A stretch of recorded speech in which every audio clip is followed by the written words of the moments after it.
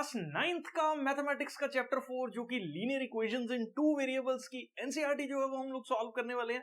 तो सबसे पहले एक्सरसाइज 4.1 पे जो है वो हम लोग आने वाले हैं। सारे कॉन्सेप्ट्स को जो है वो क्वेश्चंस के अंदर ही जो है वो मैं कवर करके चलूंगा। तो सबसे पहला point, the cost of a notebook is twice the cost of a pen. देखो इसके अंदर हम लोगों के पास दो चीजें हैं। एक चीज होगी हमारे पास क्या, नोटबुक, और दूसरी किस चीज की बात हो रही है, हमारे पास पेन की बात जो है वो हो रही है। तो मैंने मान लिया कि कॉस्ट जो एक नोटबुक की है वो x ले ली, और कॉस्ट जो एक पेन की है वो मैंने क्या ले ली, y जो है वो ले ली। What is write a linear equations in two variables to represent this statement. तो स्टेटमेंट हम लोगों के पास क्या बोल रही है, जो नोटबुक है वो पेन से डबल कॉस्ट की है। फॉर एग्जाम्पल पेन 10 रुपए का है तो नोटबुक पेन से डबल कॉस्ट की है। इसका मतलब क्या हुआ, नोटबुक कितने की हुई, 20 रुपए की। अगर पेन मान लो 50 रुपीज का है तो नोटबुक कितने की हुई, आपके पास 100 रुपीज की हुई, क्योंकि जो नोटबुक का कॉस्ट प्राइस है वो पेन के कॉस्ट प्राइस से डबल जो है वो यहाँ पे स्टेटमेंट में जो है वो लिख रहा है। तो इन शॉर्ट अगर हम इसको ऐसे देखें तो एक्स की जो वैल्यू है वो डबल है किस चीज के, y के। क्यों, क्योंकि x जो है वो हमारे पास नोटबुक का प्राइस है और y जो है वो हमारे पास पेन का प्राइस है। और इसको एक लीनियर इक्वेशन की फॉर्म में जो है वो लिखेंगे। तो यहां पे देखो हमारे पास सॉल्व करके क्या आ रहा है, x की वैल्यू जो है वो 2y के बराबर आ रही है, बट ये लीनियर इक्वेशन की फॉर्म नहीं है। लीनियर इक्वेशन को जो है वो हम लोग यूजुअली इस तरीके से इक्वल टू जीरो करके जो है वो रिप्रेजेंट करते हैं। तो ये पर्टिकुलर जो है वो हमारे पास लीनियर इक्वेशन जो है वो होगी x माइनस 2y, जो कि इस पर्टिकुलर बात को जो है वो रिप्रेजेंट कर रही है कि जो नोटबुक है वो twice the cost of the pen जो है वो हम लोगों के पास होगी। तो मैं जूम करके चल रहा हूं बेटा जी, ये पर्टिकुलर क्वेश्चन जो है वो आपको क्लियर है। अब जो है वो हम लोग नेक्स्ट क्वेश्चन पे जो है वो मूव कर रहे हैं। इसके अंदर एक चीज और देखनी है आपको, इस तरह से जो है वो आप लिख सकते हो कि लेट द प्राइस ऑफ, एक बार मैं सिस्टमेटिकली स्कूल में कैसे लिखना है वो बता देता हूं। Late the price of notebook जो हम लोगों ने माना वो किसके बराबर मान लिया, मैंने x के बराबर मान लिया। और let the price of pen उसको किसके बराबर मान लिया, मैंने y के बराबर जो है वो मान लिया। तो अकॉर्डिंग टू, अगर मैं क्वेश्चन की बात करूं, अकॉर्डिंग टू क्वेश्चन की बात करूं तो क्वेश्चन के अंदर क्या लिखा है कि जो प्राइस है नोटबुक का वो 2 times the price of the pen है।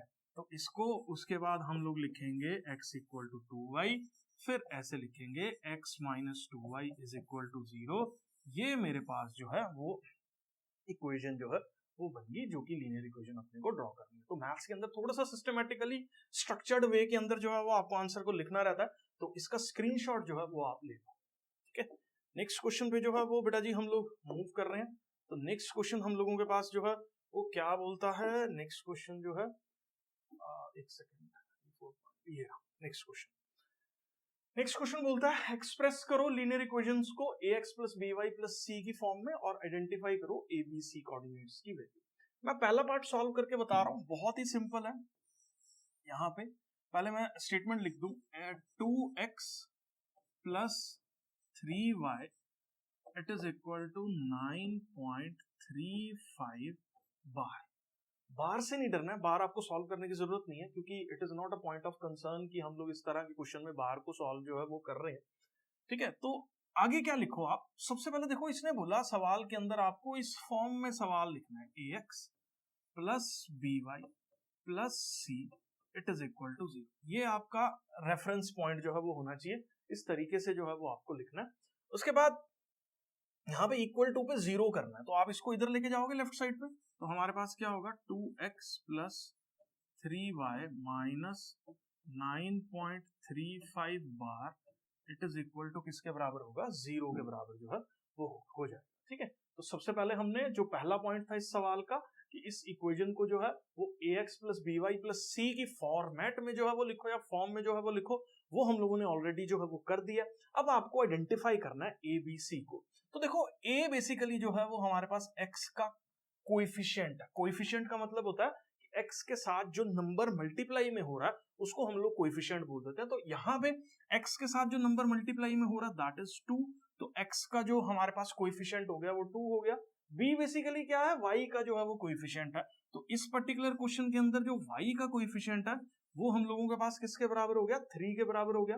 और c हम लोगों के पास क्या है, c is the other constant term जिस जो x और y के साथ नहीं है, एक कांस्टेंट नंबर को जो है वो रिप्रेजेंट कर रही है।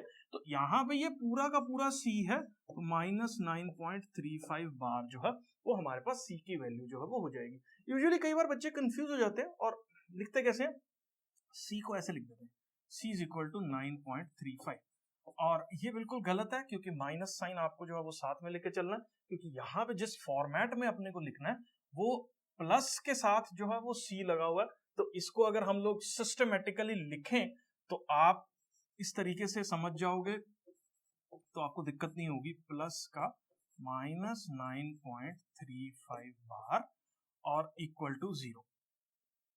बेस्ट प्रैक्टिस है कि आप इस तरीके से जो है वो कर दो, ब्रैकेट के अंदर जो है वो डाल दो, फिर आपको कंफ्यूजन जो है वो नहीं होगा, क्योंकि हमने c की वैल्यू निकालनी है जो कि by के साथ प्लस में है। तो ये हमारे पास पूरी c की वैल्यू है जो by के साथ प्लस में है।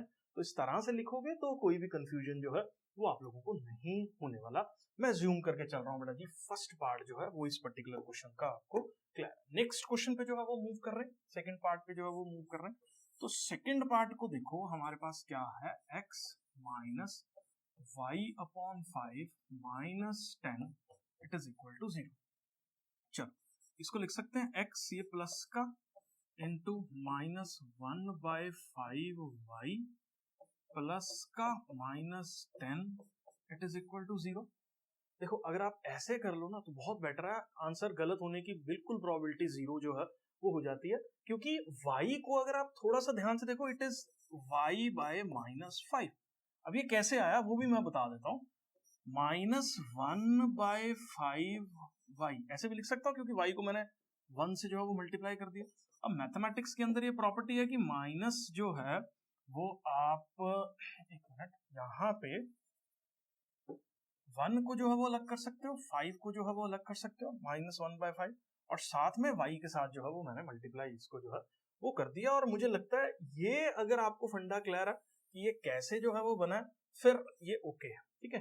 तो मुझे लगता है शायद सबको क्लियर हो गया होगा किस तरह से हमने जो है वो इसको लिख दिया। अब क्यों लिख रहे हैं ऐसा, फिर वही बात आ रही है कि भैया अपने को ax plus by plus c की फॉर्मेट में जो है वो अपने को लिखना है। अब यहाँ पे कंपेयर करके चलो, x के आगे कुछ नहीं है तो x के आगे 1 हो गया। तो इस पर्टिकुलर क्वेश्चन में a की वैल्यू मेरे पास किसके बराबर आ गई, 1 के बराबर आ गई। b की वैल्यू मेरे पास जो है वो किसके बराबर आ गई, -1/5 के बराबर आ गई। c की वैल्यू मेरे पास किसके बराबर आ गई, -10 के बराबर जो है वो हमारे पास यहाँ पे c की वैल्यू जो है वो आ गई। तो इस तरह से जो है वो सेकंड पार्ट को जो है वो सॉल्व किया जा सकता है। मैं जूम करके चल रहा हूँ, ये वाला पार्ट भी जो है वो आपको पार्ट 3 पे जो है वो बेटा जी हम लोग मूव कर रहे हैं। तो पार्ट 3 हम लोगों के पास जो है वो क्या बोलता है, सबसे पहले जो है वो इक्वेशन लिख लेते हैं जो यहाँ पे गिवन है। तो पार्ट 3 की इक्वेशन है -2x plus 3y is equal to 6। सबसे पहले देखो अपने को करना क्या, इसको ax plus by plus c is equal to 0 की फॉर्मेट के अंदर जो है वो लिखना है। अब इसको इक्वल टू 0 करने के लिए हम लोग क्या करेंगे, -2x plus 3y minus 6 is equal to 0। ये प्लस का था, उधर जाके जो है वो माइनस का हो जाएगा। अब हम लोग जो है वो क्या करेंगे, इस फॉर्मेट में कंपेयर करने के लिए हम लोग इसको रखेंगे, -2 टाइम्स x लिख दिया, जो कि इस तरह से हम लोगों के पास हो गया। जो भी नेगेटिव वाले साइंस है वो ब्रैकेट में करके आपको जो है वो मेंशन करने हैं अलजेब्रिकली करेक्ट तरीके से। और ये जो है हो गया, प्लस का साइन लगा रहा हूं मैं और इसको माइनस का 6 इक्वल टू 0 जो है वो लिख रहा हूं। ऐसे मैंने क्यों लिखा, क्योंकि कंपेयर करना इजी हो जाएगा, क्योंकि मैंने पिछले क्वेश्चन में भी बताया था, क्योंकि प्लस c है तो c जो है वो प्लस में by के साथ जो है वो आपको लेके चलना है। तो यहाँ पे अगर आप कंपेयर करके चलो तो a की वैल्यू मेरे पास -2 आ रही है, b की वैल्यू मेरे पास 3 आ रही है, और c की जो वैल्यू है वो मेरे पास -6 के बराबर जो है वो आ रही है। और इस तरीके से जो है वो हम लोग a b c जो है वो इस पर्टिकुलर पार्ट के अंदर जो है वो निकाल सकते। पार्ट नंबर 4 पे जो है वो बेटा जी हम लोग मूव कर रहे हैं। तो पार्ट नंबर 4 हम लोगों के पास जो है वो क्या बोलता है, x की वैल्यू जो है वो किसके बराबर गिवन है, 3y के बराबर जो है वो गिवन है। सबसे पहले इसको हमें किस फॉर्म में जो है वो लिखना है, ax plus by plus c is equal to 0। क्योंकि इसने बोला express the following in the linear equation, इस फॉर्म में होनी चाहिए और एबीसी की वैल्यू जो है वो अपने को निकालनी है, जैसे हम लोग सारे पार्ट्स में करते आ रहे हैं। तो मैंने इसको जो है वो इस तरीके से लिख दिया, ठीक है।